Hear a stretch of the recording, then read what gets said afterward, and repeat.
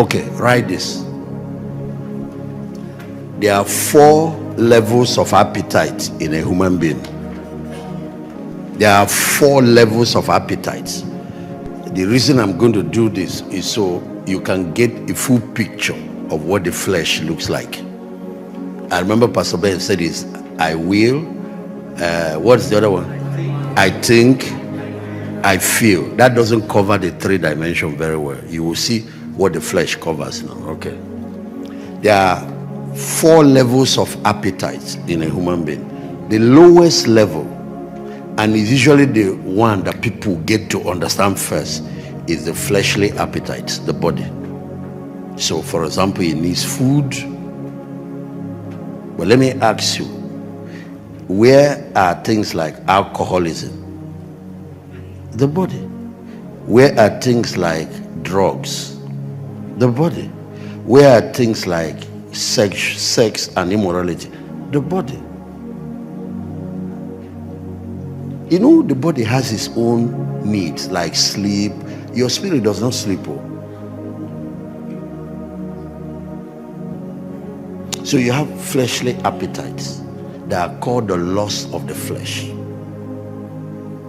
Then you move up, the soul has its own appetites. Let me give you one of them. Greed, that's money. The need for respect, the need for success, the need to have money, the need for self-actualization. If you are complaining that you are disrespected, it's your soul that is reacting. That does not feed your body.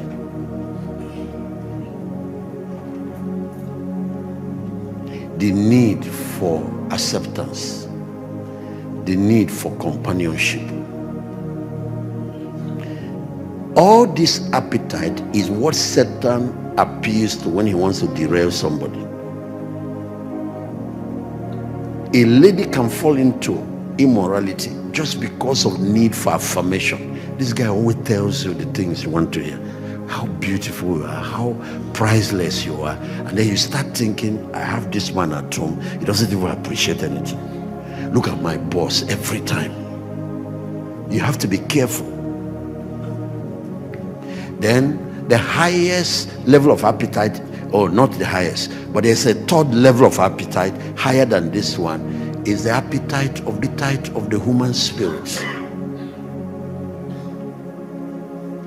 Now listen, the temptation Satan gave to Adam and Eve covers the 3 levels, but the one that made somebody like Adam fall was when he appealed to this level. You will be like God. So you see, at that level is power, is anointing, is revelation. It can even be wisdom, even though some people will argue that wisdom belongs to the 2nd layer. But there is also spiritual wisdom that belongs to that 3rd layer. In the quest that you are looking for deep revelation, Satan can pull a wool on you and give you deception. In the quest that you are looking for power, he can introduce you to demonic source. In the quest that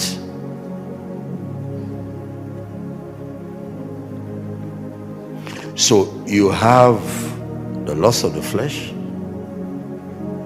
the lust of the eyes that belong to the soul, greed. You have the pride of life that belongs to the heart. Now let me tell you, as you move up, the destructive power is, escalates. Most of the time, if a church is going to excommunicate somebody or think somebody is a sinner, they will look for somebody that is having the fleshly appetite dominating the person. Somebody committed fornication, or somebody is a drunkard, or is on drug. The sin is obvious. We can easily say this person. But people that are committing the most deadly sin, we ignore them.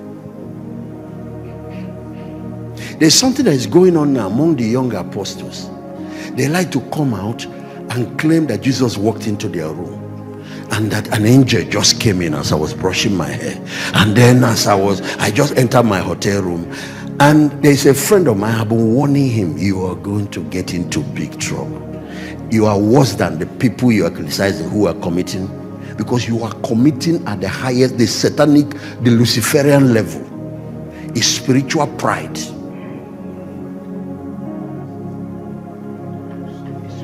Pride.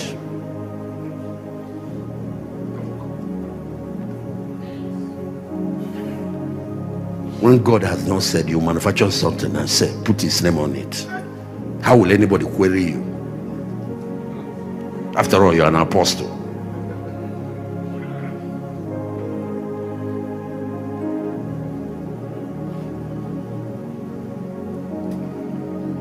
It's all that thing to position ourselves before people, to position our ministry, to make us look.